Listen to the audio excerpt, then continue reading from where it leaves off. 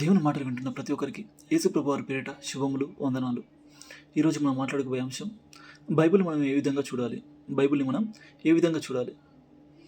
మనం రెగ్యులర్ లైఫ్లో చూసినట్లయితే మన ఇంటికి ఎవరైనా గెస్ట్గా వచ్చినప్పుడు వారు వచ్చిన దూరాన్ని బట్టి వారిని ట్రీట్ చేస్తుంటాం.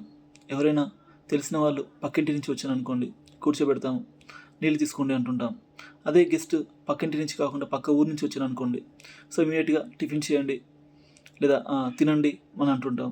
సో అదే రీతిగా పక్క పట్టణం నుంచి వచ్చారనుకోండి, సో ఖచ్చితంగా ఈరోజు ఉండండి, రేపు వెళ్తురు, ఇప్పుడే ఎందుకు అని అంటుంటాం.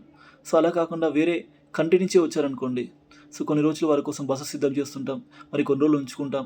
సో వారికి కావాల్సింది మొత్తం మనమే చూసుకుంటుంటాం. మార్నింగ్ నుంచి ఈవినింగ్ దాకా వారికి ఏ అవసరాలు ఉన్నాయో అన్నీ మనం చూసుకుంటుంటాం. సో మనకు వచ్చిన గెస్ట్ లేదా మన ఇంటికి వచ్చిన గెస్ట్, మన దగ్గరికి వచ్చిన గెస్ట్ ప్రేమతో వచ్చాడు కాబట్టి, ప్రేమించి వచ్చాడు కాబట్టి, అంత దూరం నుంచి వచ్చాడు కాబట్టి, సో వారికి ఇచ్చే గౌరవం వచ్చిన ప్రాంతాన్ని బట్టి లేదా వచ్చిన డిస్టెన్స్ని బట్టి, వాళ్ళు ట్రావెల్ చేసిన డిస్టెన్స్ బట్టి కూడా మనం ఎక్స్ట్రాగా మనం వారి పట్ల ప్రేమను చూపిస్తుంటాం.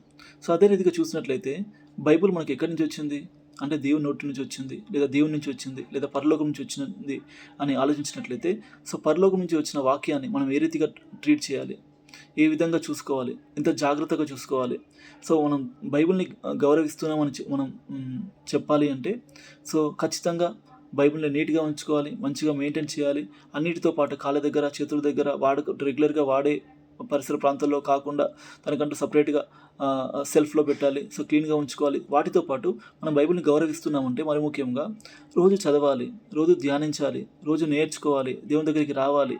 సో బైబిల్ని ప్రేమిస్తున్నాము లేదా బైబిల్ని గౌరవిస్తున్నాము అంటే ఈ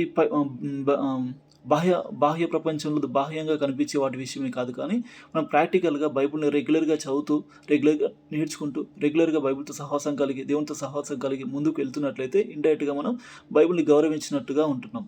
సో బైబిల్ మనకి ఎందుకు ఇవ్వబడిందో దాని ఉద్దేశాన్ని తెలుసుకొని, సో బైబిల్ని ఎక్కువగా ప్రేమించి బైబిల్లో రాయబడిన విషయాలకు గౌరవిస్తూ ముందుకు వెళ్ళాలి. ఎందుకంటే మనం ఎవరినైనా గౌరవిస్తున్నాము అని చెప్పి వారి మాట మటుకు వింటే సరిపోదు. వారు చెప్పిన విషయాన్ని మనం పాటించాలి. సో పాటించినప్పుడు నిజంగా వారు అంటే మనకు గౌరవము అని భావిస్తుంటారు.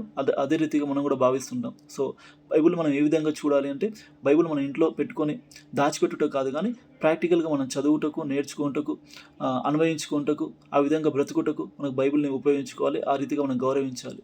సో బైబిల్ని జాగ్రత్తగా చూసుకోవాలి. Thank you.